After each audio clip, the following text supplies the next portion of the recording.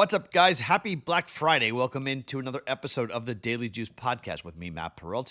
You guys can follow me across all of my socials at Sports Talk Matt, and we are back after, unfortunately, a losing Thanksgiving because of the last game of the day. So Joe Burrow and the Bengals, they have been sort of a bugaboo of mine for a while, and it's amazing the way Zach Taylor is as a head coach with Joe Burrow and without Joe Burrow, because Burrow is phenomenal, and the Ravens went back to being the Ravens that we saw to start the year. The Chiefs went back to being the Chiefs team that we saw to start the year, because the Lions get beat by the Packers, but we had the teaser, so that covered it. Josh Jacobs went over. The Cowboys did what I thought they were going to do to the Chiefs. That covered, but Xavier Worthy got us there as well. Then the Ravens lose the game outright. Joe Burrow throws the ball 100 times, and the Ravens lose the game. We go down 0-3 on the game, on the night game, after going 2-0 in the Cowboy game, going 1-1 on the Lions game, and that caused us to go down have a 3-4 day, down 1.78 units on the day. So that was a frustration with Joe Burrow and Zach Taylor, and Zach Taylor with Joe Burrow is just a different coach.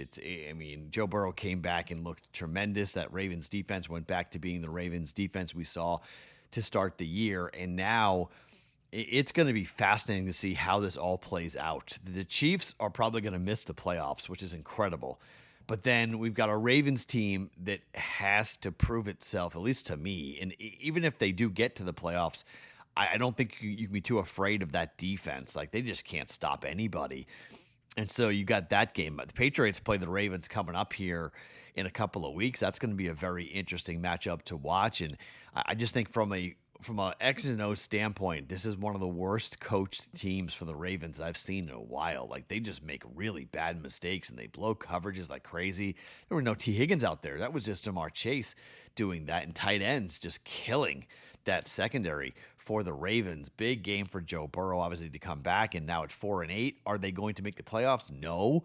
But could they make life difficult for everybody they play? Yes. In particular, the teams they'll face in their own division down the stretch. So give Joe Burrow credit. No need to play him, no need to bring him back, but he wanted to play with his guys, and he played really well last night. Huge win for the Bengals, bad loss for the Ravens. Same thing for the Chiefs, bad loss for them as they head off now with a 5-6 record, trying to figure out what comes next for the Chiefs. So, or 6-6 record, sorry, not 5-6, 6-6 record for Kansas City. So 5-6 or 6-5-1 for the Cowboys, who are still trying to find their way in. That was a must-win game. They had to get it. Now they play the Lions coming up. Let's see what they do there.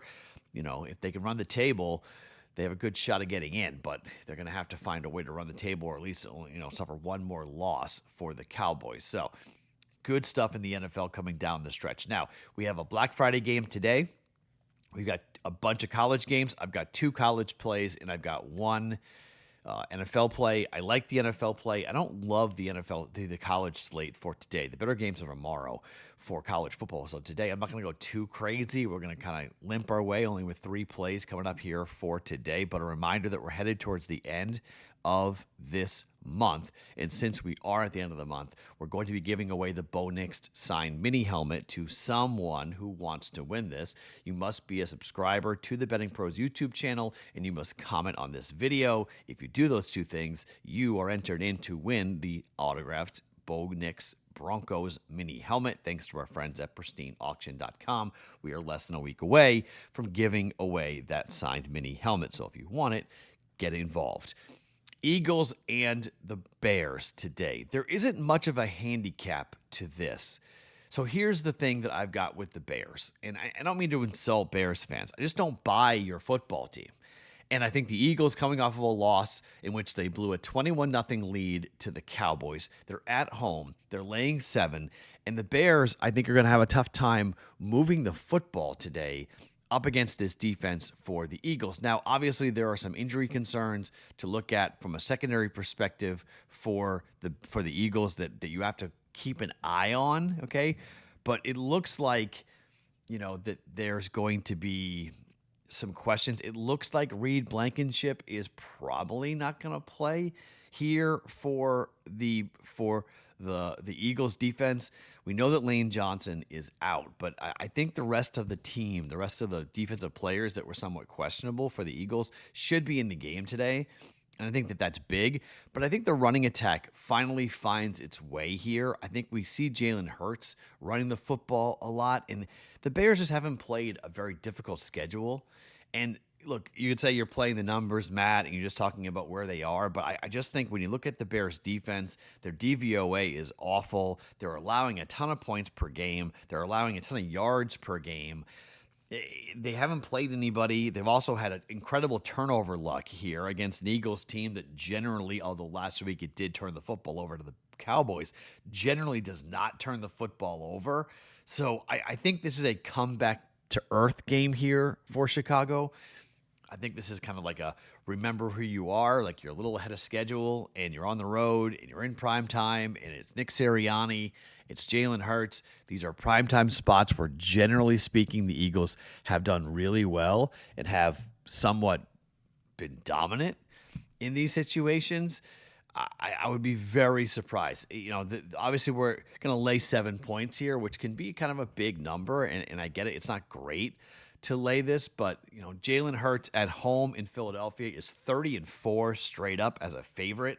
So, like, if we're starting with, okay, they're going to win, the question is, how do they win after they blew a game in which they were up 21 or more points? The Eagles had won 91 consecutive games before that loss last week. So they're going to be furious. They're going to be really mad. And Nick Sirianni has just been, a guy that can motivate his team and get his team focused. I just think this is an Eagles team that defensively rises up. I think this is an Eagles team that keeps this Bears team, as long as the Eagles don't turn the football over, which has been the number one key cog here, is that turnovers have been gigantic for the Bears. As long as the Eagles don't turn the football over, I like the Eagles. I'm going to lay the 7 points here with the Eagles. Eagles -7 for 1.1 units.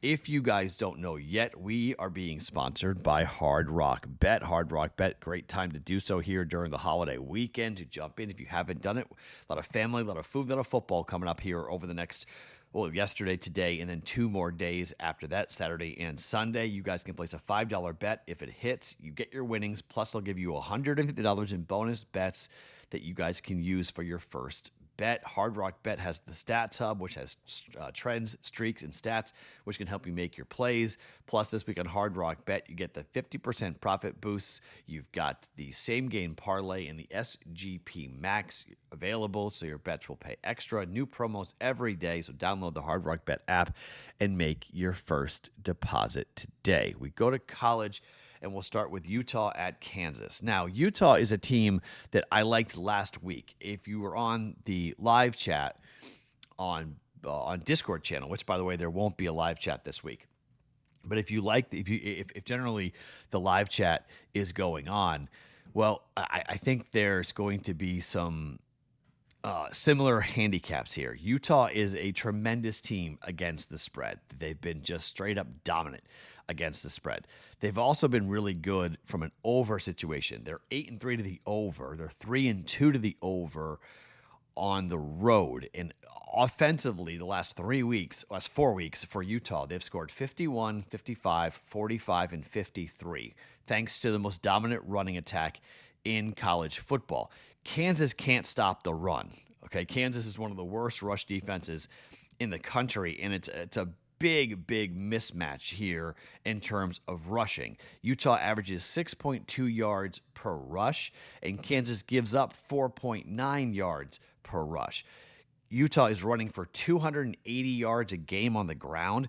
KU is giving up 186 yards on the ground defensively. That is not good, and I'm not in love with the KU offense, even though I do think they'll open it up here on Senior Day. I do think they're going to throw as much as they possibly can throw, and Utah can give up some points at times. I mean, last week, Utah gave up a lot more points than I thought they were going to Kansas State. In fact, I thought they were going to lose that game to Kansas State, and they were, if you look at it from an offensive standpoint and what you expect out of a Utah team, you don't expect them to give up 47 points to Kansas State at home, which is what they did.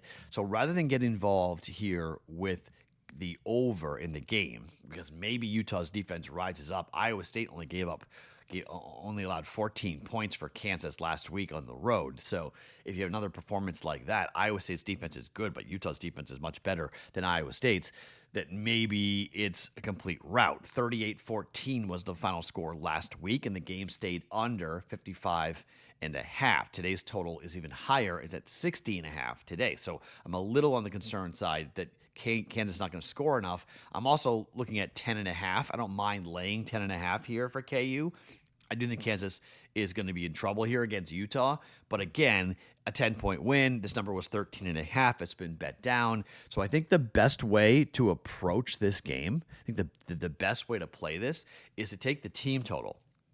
Because, look, teams that are going to run the score up are just going to run the football. Well, that's what Utah does. They just run the football. So if Kansas can't stop or tackle Utah, can't tackle Utah's running backs.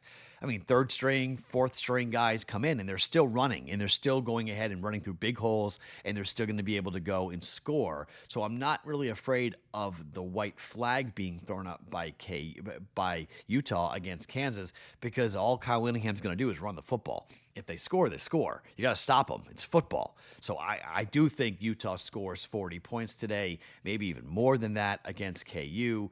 Again, I don't mind the 10.5. I don't mind the over, but I think the best way to play this game is take the team total and go over 35.5 for Utah up against KU at minus 115. I think it's the safest bet that Utah will score a bunch of points today up against Kansas rather than worrying about Kansas's offense against Utah to keep up with the over, and rather than worrying about covering a 10.5, 10, big number, scoring 13, beating by 13 or 14 points in case KU has a really big game, in case that defense doesn't play well like they didn't play well last week against Kansas State rather.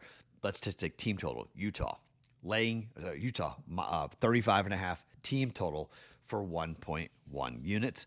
And then finally, we go to Texas A&M in Texas. And look, this is a hard game to bet. I'm going to just tell you straight up. This is a hard game to bet. The total is 52.5, open at 51.5, has gone over. A&M is 8-3 to the over this year. Texas is 5-6, so 6-5 to the under. But A&M is 4-0 to the over on the road this year. And while Texas is 3-2 at home, Texas scored 52 points at home against Arkansas last week.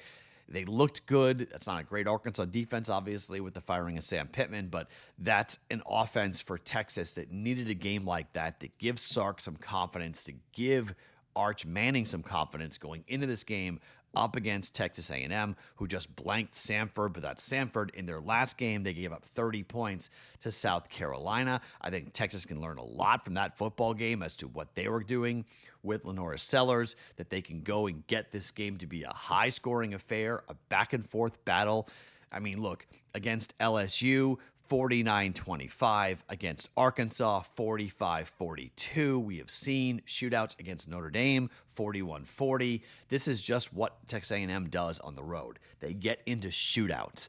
And I think Texas will have a chance to score. I think A&M's offense is prolific, so I think A&M will score. I think this is going to be a highly entertaining back-and-forth game. It's 2.5 or 3.